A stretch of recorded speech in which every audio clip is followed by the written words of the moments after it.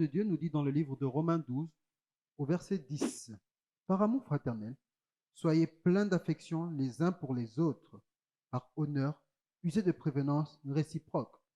C'est avec ce verset que nous introduisons notre dernière et 13e leçon de ce trimestre intitulée Persévérer dans l'amour fraternel. Aujourd'hui, nous serons avec nos amis Hermas. Bonjour Hermas. Bonjour William. Et Léopold. Bonjour Léopold. Bonjour William. Alors, c'est encore un plaisir de vous recevoir ici pour partager ensemble ces moments d'échange sur la parole de Dieu. Pour commencer, j'aimerais avoir votre avis sur le titre de cette leçon. Persévérer dans l'amour fraternel. Qu'en penses-tu, Hermas? Ok, merci pour la parole. Persévérer dans l'amour fraternel. Il y a un mot au fait que nous utilisons souvent, ok, qui est l'amour. Et il faudra au fait définir c'est quoi l'amour. Ok. Par définition, en fait, l'amour, c'est le fait d'aimer quelqu'un sans attendre en retour. Et nous pouvons voir en fait l'amour authentique avec Jésus-Christ et Dieu, en fait, quand la Bible nous dit dans Jean chapitre 3, le verset 16, qui dit, car Dieu a tant aimé le monde qu'il a donné son Fils, afin que quiconque croit, Dieu nous a aimés et il a donné. Non celui qui aime, il donne, mais le don que nous faisons, c'est l'amour, en fait, qui pousse, en fait, l'homme à pouvoir agir et à pouvoir donner, en fait, à son prochain. Ok. Léopold? Oui, et moi, ça parlait de l'amour. Moi, j'aimerais parler de fraternel, la fraternité. La fraternité, c'est quelque chose de famille. C'est-à-dire qu'il n'y a pas de supérieur. C'est un amour où nous tous, nous sommes égaux devant Dieu et devant les hommes. Donc, c'est quelque chose qu'on devrait persévérer là-dessus. Ce n'est pas quelque chose qu'on fait un jour ou 2 jours, mais c'est chaque jour. Ça devrait devenir un style de vie. Parce que Jésus nous a aimés et il nous conseille de rester dans cet amour et de vivre cet amour les uns envers les autres. D'accord. Oui. Aussi, pour ajouter, on dit persévérer dans l'amour, en fait. L'amour dont on parle ici, ça ne veut pas dire que l'amour, surtout sur la terre, sera en fait quelque chose de parfait.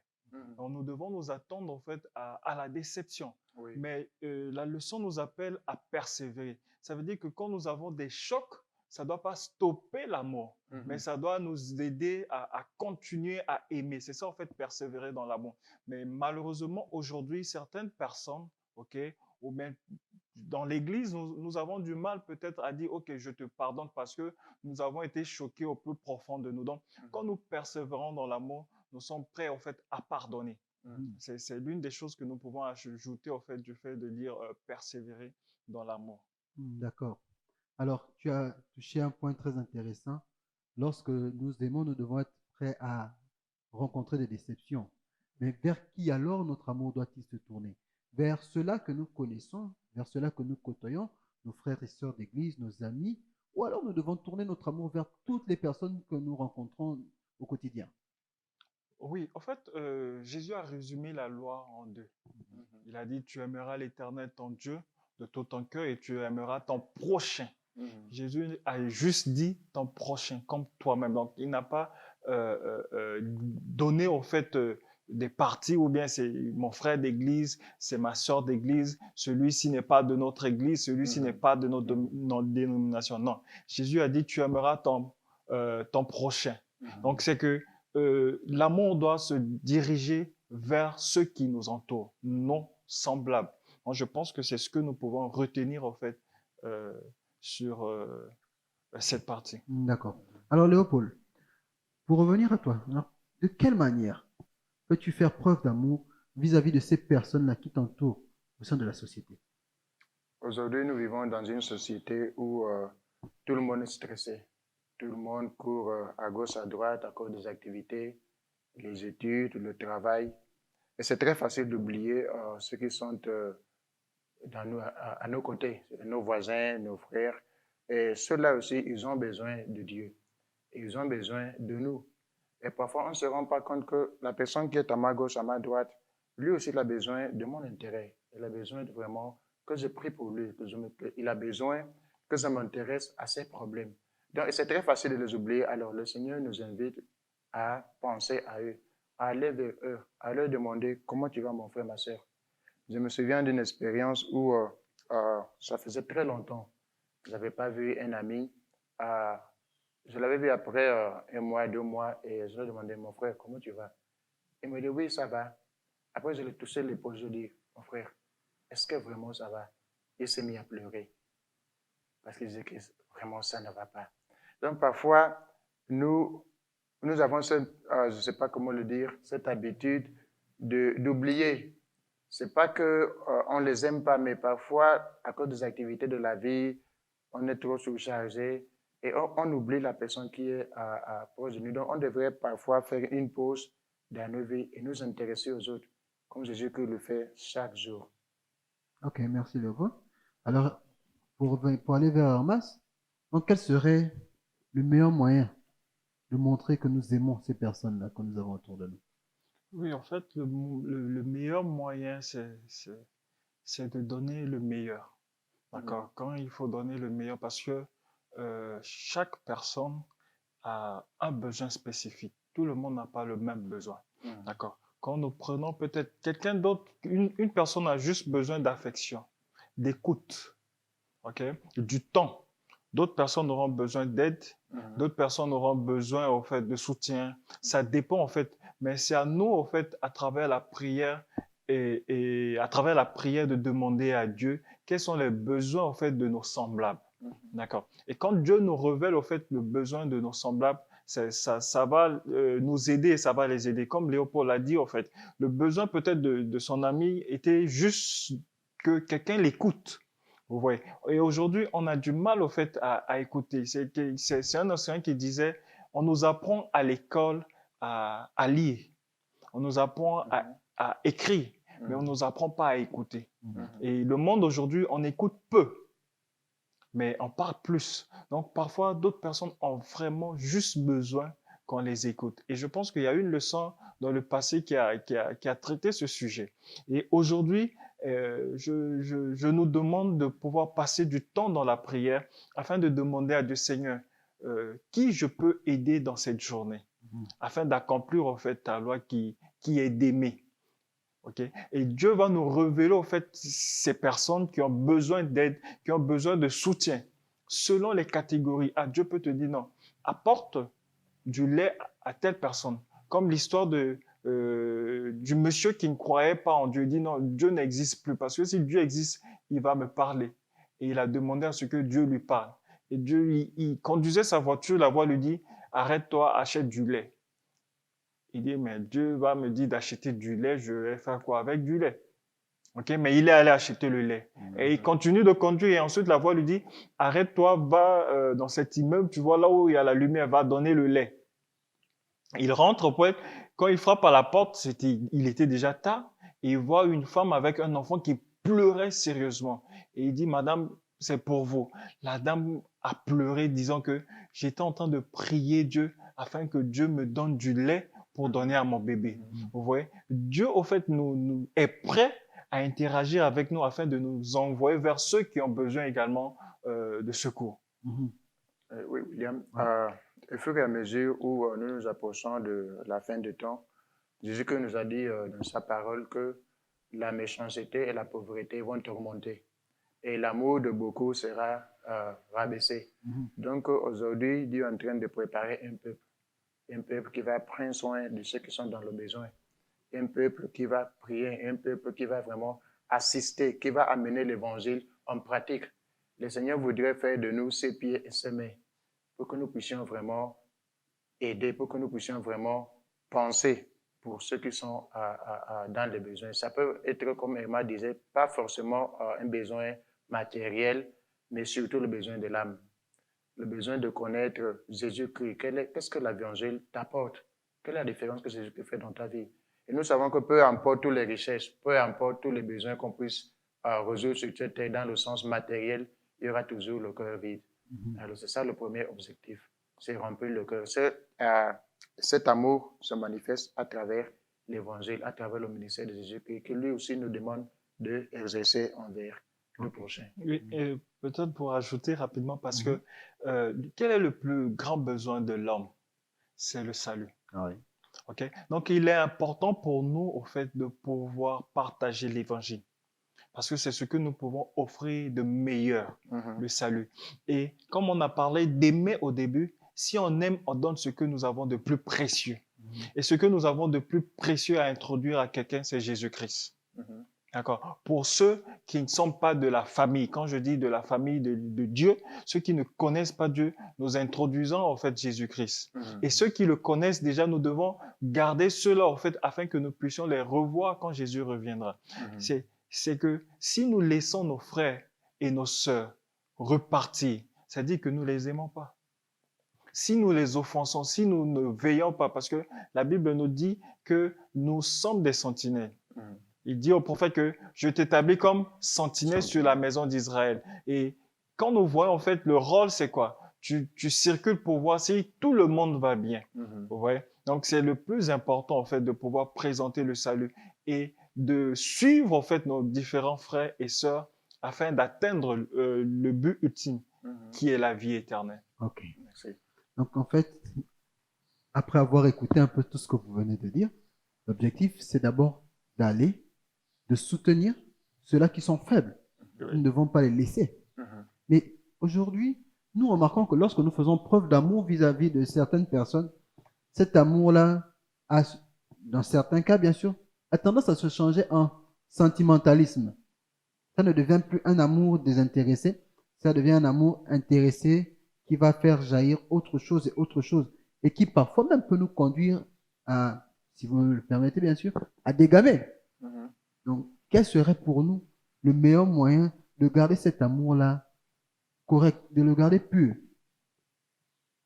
Il faudrait, je pense, revoir les motivations. Mhm. Qu'est-ce qui vous pousse à aimer cette personne? William, je t'aime parce que je peux te faire du bien aujourd'hui, parce que je sais que demain, vous allez me rembourser. Ou bien je vais faire du bien à Emma parce que je sais qu'il n'a pas vraiment les possibilités de me rembourser Mhm. le bien que je l'ai fait. Mhm. Donc voici la problématique. Donc le Seigneur nous appelle à aimer tout le monde sans intérêt. Et c'est persévérer, c'est-à-dire demeurer dans cet amour. Ça devait devenir un style de vie. Je devais le pratiquer chaque jour. Pas parce que le quartier va m'applaudir, on va dire que c'est une bonne personne. Non. Parce que Jésus-Christ m'a aimé malgré ce que je suis, malgré la façon dont je vivais au passé. Et l'amour vraiment demande de la patience. Mhm. L'amour demande de sacrifice. L'amour demande vraiment d'un cœur pur et sincère. Et ce cœur pur et sincère, c'est Dieu seulement qui peut vous le donner. Nous connaissons très bien, il y a beaucoup de gens qui font du bien, il y a beaucoup de gens qui donnent à manger, il y a beaucoup de gens qui donnent des offres, mais qu'est-ce qu'il y a dans leur cœur? Qu'est-ce que le pousse à faire ce bien? Est-ce que c'est l'évangile? Est-ce que c'est l'amour de Dieu?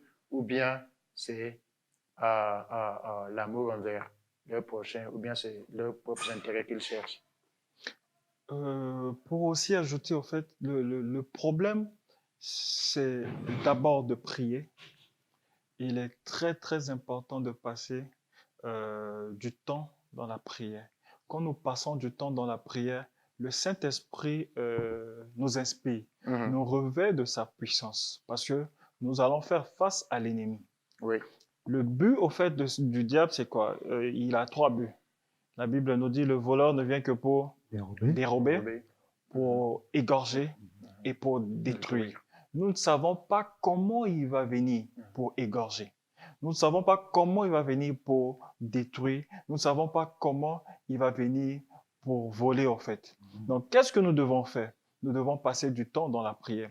Et c'est à travers le temps passé dans la prière que Dieu nous donnera, en fait, la force de surmonter les tentations afin de ne pas dérailler. Et il faut être honnête, en fait, avec soi-même. Mhm. Dans le sens que je sais que peut-être facilement je peux courir derrière l'argent, Mhm. l'amour de l'argent. Mhm. Parce que nous avons tous des objectifs dans la vie, en fait, que nous voulons atteindre. Construire une maison, acheter une voiture, voyager, tout ça, c'est des objectifs. Mhm. Mais que ces objectifs ne prennent pas, en fait, la place de Dieu, ni la place de mon prochain, en fait, dans ma vie.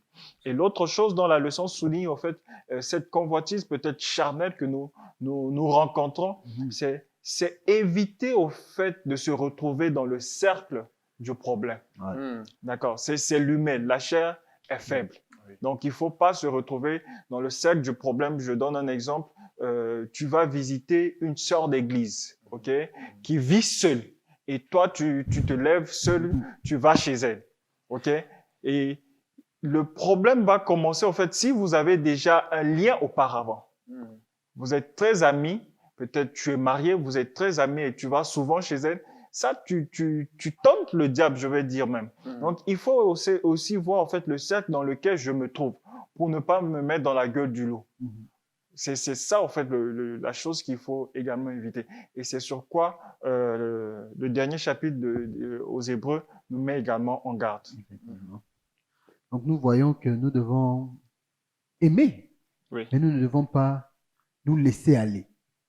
On peut aimer quelqu'un, faire du bien à cette personne, mais il doit toujours avoir des limites.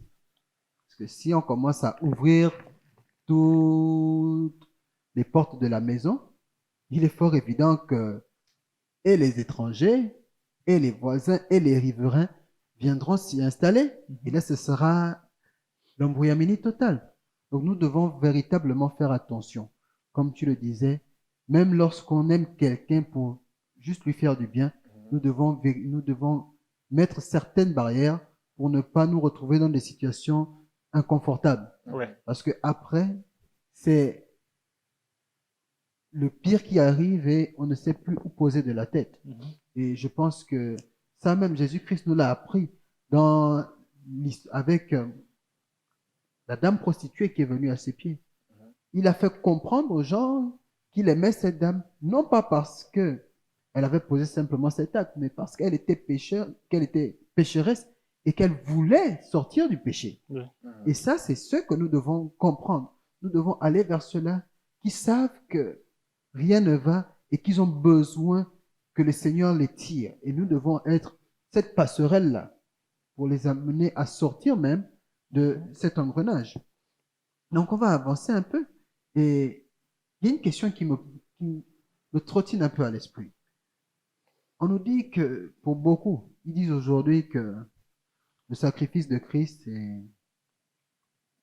c'est juste un sacrifice qui a été fait, tout a été accompli et derrière cela, plus rien n'a besoin de se faire. Comment voyez-vous la chose? Est-ce qu'il serait possible d'ajouter un élément au sacrifice de Christ ou bien ce serait contraire à l'évangile même? Nous, l'être humain a toujours la tendance de vouloir faire les choses à sa manière. Et parfois, nous, en tant que chrétiens aussi, on voudrait, je veux dire, entre guillemets, de temps en temps, aider Dieu, si je peux le dire comme ça. Pourquoi? Parce que Dieu nous a déjà donné tout ce qu'il faut. Ouais. Il nous a déjà donné les règles. Et nous, parfois, on veut essayer de corriger ou bien de lui enseigner ou bien de lui dire non. À cette époque, c'était comme ça, mais maintenant, on est comme on dit toujours aux parents, ce n'est plus votre époque, maintenant c'est la jeunesse. Donc, on n'a plus besoin d'autre chose. Jésus-Christ a tout fait. Jésus-Christ est mort pour nous. Jésus-Christ, il nous demande seulement de nous repentir et de venir à lui sincèrement et de persévérer encore une fois. Persévérance, grandir dans notre relation avec Dieu. Un bébé qui vient naître ne peut pas passer toute la vie en train de grimper à 4 pas. À 10 ans, à 15 ans, arrivé à un moment, il doit se nourrir, il doit grandir. C'est pareil, moi, dans la vie chrétienne. Nous sommes appelés à grandir. Nous sommes appelés à persévérer dans l'amour.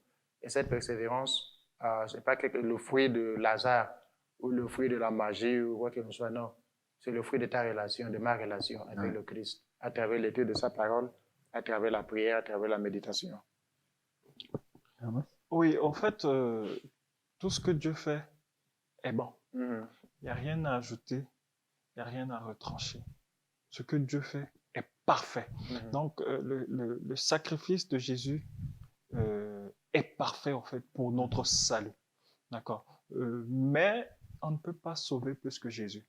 C'est très important de le savoir, en fait. Nous sommes humains. Okay? C'est Jésus qui sauve. Ouais. Donc, nous devons savoir que nous avons des limites. C'est Christ qui n'a pas de limite. Donc, à un moment donné, il faut savoir que non, ça, je ne peux pas faire. Ça revient à Jésus de le faire. À un moment donné, il faut comprendre que je ne peux pas sauver quelqu'un plus que ce que Jésus a fait à la croix.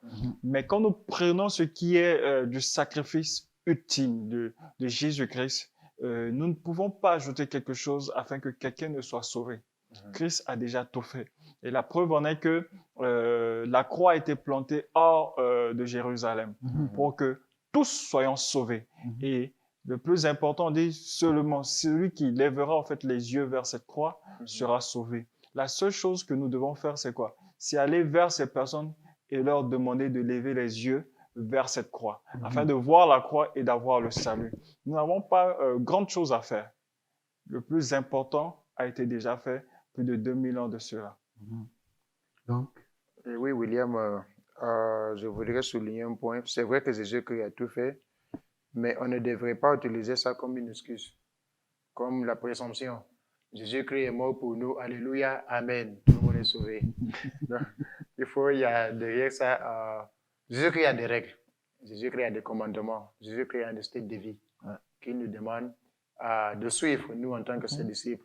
Donc, une fois qu'on a déjà accepté la mort de Jésus-Christ, sa résurrection et son service dans le sanctuaire céleste, il y a maintenant un chemin à suivre. Un chemin à suivre, la persévérance.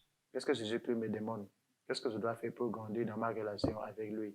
Afin qu'un jour, quand il va revenir, moi aussi, je puisse être au ciel. Donc, Jésus-Christ, il est mort pour moi, mais moi, je devrais suivre ses pas, suivre ses enseignements afin que je puisse chaque jour grandir.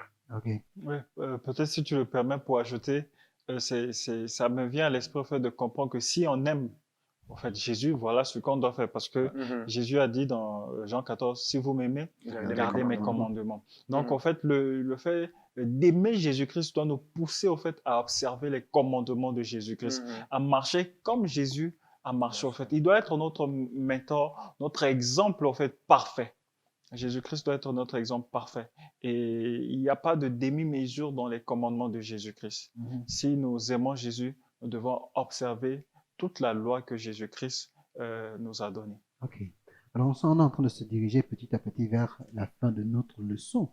Mais voici une question qui me revient par rapport à ton intervention où tu disais que Jésus a été cloué hors du camp. Oui. Alors, voici ce qu'on nous demande. Comment donc nous pouvons aller hors du camp pour nous rapprocher plus près de Jésus? Est-ce que c'est une manière de nous demander de sortir de nos églises, aller vers l'extérieur? Ou alors, en fait, c'est quoi là? Quel est l'objectif qu'on veut atteindre? Quelle est notre manière de voir la chose quand on nous dit de suivre Jésus hors du camp? Bon, je dirais c'est sortir de son confort. C'est sortir de son confort parce que quand on veut suivre Jésus-Christ, il y a certaines choses que nous devons laisser. Il y a certains conforts que nous disposons, que nous avons du mal au fait à abandonner. Donc sortir au fait du camp, sortir au fait de notre confort et de le suivre. Christ est roi. Christ est souverain. Et le livre d'Apocalypse nous donne un peu une vision en fait du trône de Dieu, où est assis l'agneau, et comment les 24 vieillards se prosternent, comment les 4 êtres vivants le louent en fait. Et quand nous voyons ce confort que Christ a, mais il s'est dépouillé, et il s'est rendu semblable à vous et à moi pour venir nous sauver. Donc il est important en fait pour pouvoir aller à Jésus-Christ de sortir également de notre confort. Ça dépend, chacun a un confort qu'il a du mal au fait à laisser pour aller vers Jésus-Christ. Mais nous devons sortir au fait de ce confort pour suivre au fait Jésus-Christ. Okay. Je voudrais ajouter un verset que je vais paraphraser à l'intervention d'Emma qui dit si tu veux me suivre, ou Jésus-Christ dit tous ceux qui veulent me suivre, ils n'ont qu'à prendre leur croix et venir auprès de moi. Oui. Prendre ce fardeau et venir auprès de moi. C'est-à-dire, c'est la zone de confort où tout chrétien, toute personne est à l'aise. Chaque personne, ici, on a des défauts. On a beaucoup de choses à améliorer jour après jour. Et parfois, on n'est pas assez humble d'abandonner ces choses-là. Donc, Jésus-Christ nous demande d'abandonner petit à petit par sa grâce, par son aide, et venir à lui. Jésus-Christ s'est dépouillé de toute son autorité. Il a laissé sa gloire, il a laissé le ciel là où il était le ciel, le roi des rois, pour venir mourir ici sur terre. Et de quelle manière? Une mort de croix. Il a été lapidé, il a été craché, il a été insulté, et tout cela pour vous et moi. Alors Jésus-Christ aussi nous demande de nous abandonner, d'être humble et venir à lui et d'accepter son sacrifice. Aussi, au fait, si on ne peut pas témoigner Jésus ici, il ne témoignera pas également devant le Père. Qu'est-ce que cela veut dire? Aujourd'hui, il y a certaines personnes qui ont honte même de dire qu'ils sont chrétiens. On a même honte de dire que je suis chrétien. Et c'est honteux, si je peux employer le mot. C'est terrible, au fait. Quelqu'un qui a donné sa vie pour toi. C'est comme si tu avais honte de dire que ça, c'est mon père. Juste peut-être parce que ton père n'est pas millionnaire et que peut-être tu te retrouves au fait dans le rang des millionnaires et tu as honte de dire que ça, c'est ma mère. Tu as honte de présenter quelqu'un de ta famille, en fait. Donc, il faudra que nous puissions accepter de porter en fait notre opprobre et puis de sortir, ok, de sortir en fait de ce confort et de témoigner Jésus-Christ, je dirais comme un fou, parce que ce qu'il a fait pour nous, nous ne pouvons pas expliquer. Quelqu'un mourir pour toi. Si je donne juste, il y a une histoire qui me touche souvent, un monsieur qui était chez lui paisiblement et en cherchait un voleur dans la nuit. Le gars avait les habits tachés de sang, tout le monde le poursuivait. Et il est entré brusquement chez le monsieur. Et il demande, monsieur, sauvez-moi. Le monsieur dit, d'accord, je vais te sauver. Il dit, donne-moi ton t-shirt. Il prend le t-shirt du voleur, il porte et il prend son habit, il donne au voleur. Il dit, attends-moi ici. Et quand les gens sont venus, c'est lui qui est sorti. Étant donné qu'on n'a pas pu voir le visage, ok, du voleur quand il fuyait, on a juste vu au fait l'habit avec les taches de sang, on l'a attrapé et on l'a tué. Ce monsieur n'a rien fait. Mais c'est juste que l'autre a dit, sauvez-moi, et il s'est porté garant. Et c'est ce que Christ a fait, en fait. Il est venu mourir. Donc, nous devons être prêts également, en fait, pour pouvoir témoigner de sa mort pour nous et de son amour infini. Ok. Alors, je pense que c'est sur cette note que nous allons aller à la conclusion. Nous avons bien fait le tour. Et je pense qu'on a même fait le tour du livre des Hébreux en parlant de l'amour. Parce que lorsqu'on vérifie bien, lorsqu'on le lit concrètement, Paul rappelle à ses frères hébreux de revenir à leur premier amour, qui est Jésus-Christ. Et si cela n'était pas le cas, je pense que tout ce sur quoi ils basaient leur croyance aurait été inutile.